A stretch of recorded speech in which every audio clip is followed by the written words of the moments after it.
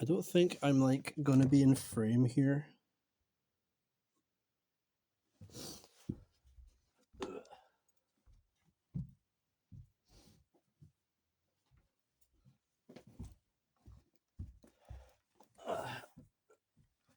The chances of me actually being in frame probably a little low at this angle. If I get done like this, like I'm posing for a very seductive piece of art. That should work, hopefully. That's gonna kill me though. That is actually gonna murder me. We have a very fun one today. Not my usual sort of thing.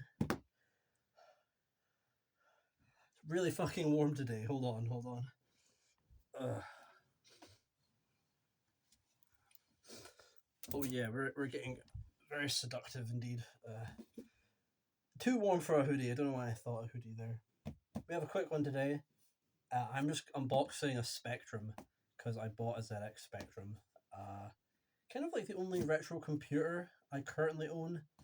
So I'm just excited to just test it out, have a little look at it, and maybe we'll get a chance to play some games on it. I'm gonna stop like waving around these scissors so I don't stab my eyes out. I am also like sound probably kind of weird. I have like a very blocked nose, not a cold, just a blocked nose. I think somehow. So let us open this bad boy up. Ouch! Ouch! Ouch! Ouch! Ouch!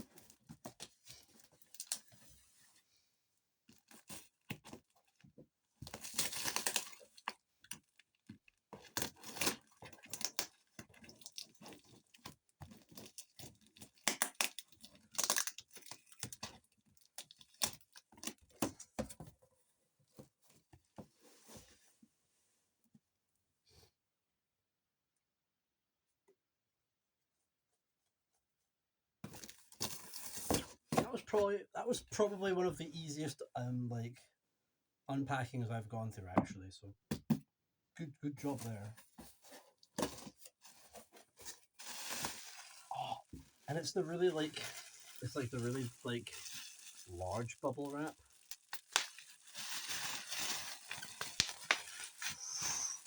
Wait, hold up. That doesn't actually sound that good. I don't know why the bigger bubble wrap never sounds as good as the really small bubble wrap. Oh, and you've got this weird like meshed cardboard stuff that always like scratches the fuck out of my hands in the past. What have we got here, baby? We have some very old looking, very attic smelling cables there. You got your AC adapter. Doesn't say, it says Canon on it. I don't think Canon made the Spectrum, so just be a third party one. Now here's the fun part. The ZX Spectrum is one of those old computers that uses cassette tapes. That's right, like what for music would be. You know how they'd have like they say do not play. It doesn't say on here, but a lot of the time they will specify do not put into a music player because what will come out is just a load of horrible static noise. Because what's actually in here is the data. So what this does in the computer is that it plays the data. I believe it just plays it through the audio channels, and the computer registers that as the data, which is really interesting. But you put these on your stereo system, you might blow them out, or at least you're going to hear a very loud, very painful static noise. What game is this though? Some of these have multiple little games in them at one, which is pretty cool. This is the Spectrum Sports Pack. You've got Olympics A and B, Golf, Derby Day, Snooker, On the Oach, Darts, and World Cup Football. Olympics A and B. All of them? It's a lot to fit on one cassette tape, right? I'm going to try and make some neatness, try and keep this a little bit neat. I'll put these up here for now, just behind me.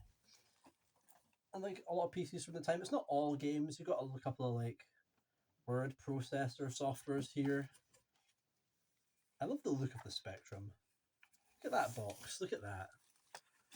The sort of texture to it, the silver.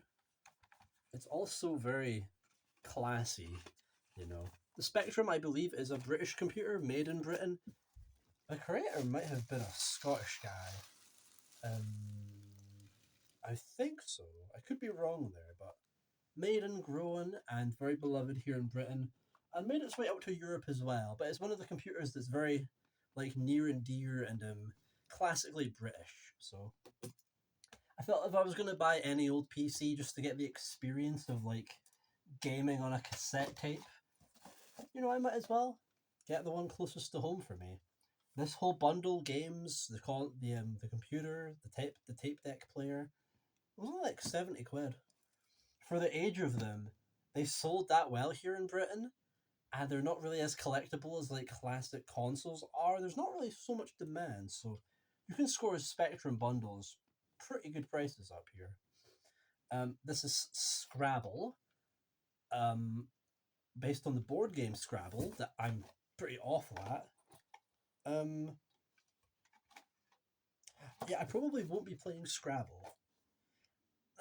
I'll play it once. Okay, I'll play it once. We've got, because the thing with Spectrum is that it was kind of low budget a lot of the time, so you get a lot of weird little, very low budget releases on Spectrum. Spectrum and a lot of old computers kind of had an indie scene in the way that console gaming didn't. That's still true. That's true today, and that was true back then as well. So, like, one person's Spectrum collection is going to look leagues different to another person's Spectrum collection because there's just so many weird little games. Like, what even is Cybo Run? It looks like some sort of action game, right? Like some sort of weird little labyrinth runner kind of. And look at that! Doesn't that just look homemade? Doesn't that look homemade as hell? That's awesome, right? It gives you the bare minimum. All you get is just there's the cover art, there's the game. Here's how you load the program up on your Spectrum. That's pretty cool, right? That's pretty minimalistic. Probably very cheap to game on a Spectrum because it was a computer. It was intended for like tax returns and doing your homework and stuff like that. So the games on Spectrum were kind of like a fun bonus. There would have been people who bought a Spectrum for the video games probably, but very often with old computers, just like computers nowadays, the gaming is sometimes second. So that's how you get such a fun, weird little mix of things. Ooh. Now this looks cool. The Data Genie. What is this? A powerful and innovative database utility. Oh, okay. So it's like spreadsheets by the look of it. Is it just like a database? That's really cool. I'm really curious about the really like corporal side of it as well, like the real software tech side of the Spectrum. This case as well, like this thing is ancient. Spectrum, I believe, is like very early to mid 80s. I could be wrong on that actually, but this case and the game itself, well, I say game software, looks immaculate. It looks really new. And there's this funny little print off bit of paper here. What does this tell you? Again, this little like really boring looking print off just tells you like how to run the game, which is that's pretty cute, right? That's pretty fun. I do wonder what's in this. This one I'm curious about.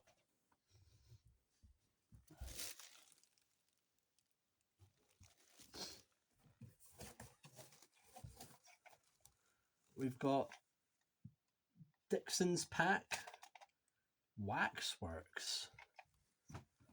Check out that. Is it like a horror game or something? It looks spooky. It looks ominous. What is this? Again, similar kind of very low tier, very low stakes, minimalist artwork. Very charming. The games are very minimalistic. I'm pretty sure the Spectrum has like less power than a Commodore 64. I think quite a limited color palette, which makes the games look very charming. There's a real distinctive look to the ZX Spectrum. That I don't know. It's very like minimalist, very sharp colors. It's very cool looking. Very cool. Ooh, Cascade Spectrum. 1983 is the date on the back of this one. 50 fantastic games on one cassette. Holy shit. That's a lot. Cassette. Oh. Oops. Let's take a look at the actual cassette then. There you go, that's what it looks like. Like actual cassette tapes that aren't games, you want to keep the little contacts, you want to keep the actual ribbon, the actual tape as clean as you can, and I just tossed it across the room there. Look at this bad boy. You gotta put this in the right way, hold up. You gotta fiddle around with these guys sometimes. There we go. Is this like an Action 52? Cassette 50? I'm very excited about this one. That looks funny. That looks very fun. We've got Monopoly as well, because Monopoly is on everything. Can you make more money than the computer? Probably not, realistically speaking. I love how they all come in different packagings. Some of them come in like plastic jewel cases. Some are just in like cassette holders. This is a full cardboard box. Look at this guy. Leisure Games. He's a fun guy, isn't he? Ooh. Soft styrofoam? Again, this is the fun thing of how everything on the Spectrum and old computers like this is. It comes to you in such a unique form factor. It truly is an ancient Wild West, exclusive to us in Britain. Oh, there's a lot of stuff. I forgot there's a lot of software here. Here's just the user guide. So I assume this is like your standard pack-in cassette tape. Spectrum user guide. You'll notice the Spectrum's aesthetic is very minimal, black colors and sharp gradient, little rainbow corners. Because the Spectrum, and the screen is pretty much always black, and so the colors shine through. It's an interesting look. Yeah, it's not like the screen is white or really. There's always very prominent amounts of black empty space on the screen with Spectrum games. So it looks pretty damn cool. Ooh, by one Mr. Derek Brewster, very cool name. Codename Matt. That's presumably Matt. Why is Matt the code name? Matt just sounds like his real name. It boasts 3D, Micromega 3D, so some sort of pseudo 3D looking thing by the looks of it. Again, this very 80s sci-fi text, sort of standard issue cassette art. I'm so curious to look at these games, right? Some of these games feel like they're like one in a million. Like, look at this guy. This is by Arctic Composing Limited. Their logo is just like a van. It's Bear Bover. He looks fun, right? Bear Bover is just this teddy bear climbing a ladder. It's probably just like some really simple like Burger Time game. We can assume by the climbing ladders, but Doesn't it mystify you? Don't you want to know, right? Oh my god, there's so much in here. Ugh. Okay, I'm gonna get up for a minute because that is really painful to sit like that. Here Comes the Sun Space Adventure. Now that looks pretty dope, right?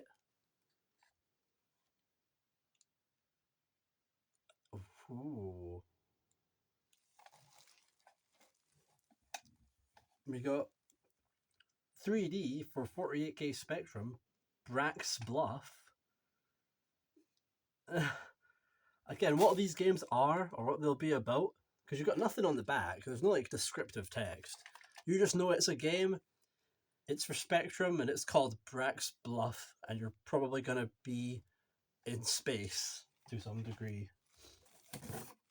Again, there are so many games in here. We're still not done with the games. We're still not done with the cassettes. The thing about these is that because they were quite popular and not really collected, like I say, you can get Spectrum games still really on the cheap here. And who wouldn't want Star Clash? Look at that art. That looks like the old Sedfax, like teletext, right? It's Campston joystick compatible. Just Campston. It's just Space Invaders, I think. These look so homemade. Shoutouts to Derek Brewster again.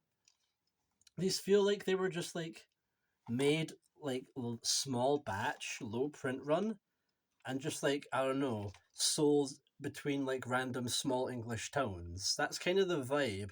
Real homebrew, homemade kind of stuff. I love it. Programmed Techniques XCEL Defy the Legend. Distributed by Activision. Okay, so here's a kind of a bit of a bigger release, bit of a bigger bit of software here. Is it a game? Program Techniques? Is it like teaching you programming? It looks like it would. Very curious. Very, very curious.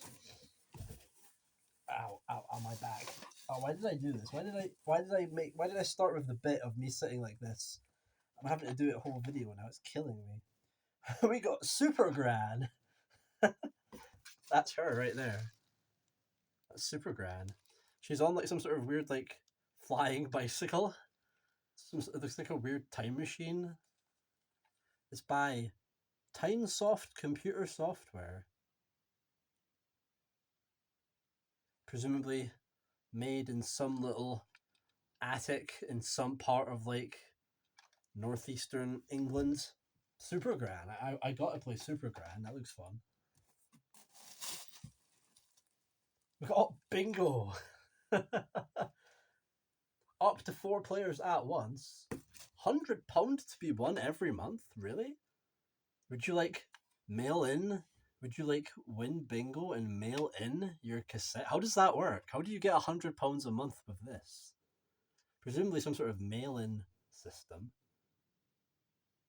That's really cool, right? That's bizarre. Huh. It's like online gaming, but well before there was any semblance of online. I thought that said Monty Python. It says Mutant Monty. Look at him. Is that Monty, the big nose guy? You got to deal with Romans, camels, and dogs in this game. What is this game? Again, they tell you nothing. I love how little they tell you about these games. It's great. Big fan of that. There's still more. There's still more games. Okay. Okay, we're going to take a break. We're going to take a quick break from the games. Because I think we are getting to the actual meat of it. I think this is the actual console here. So let's get this boy unwrapped.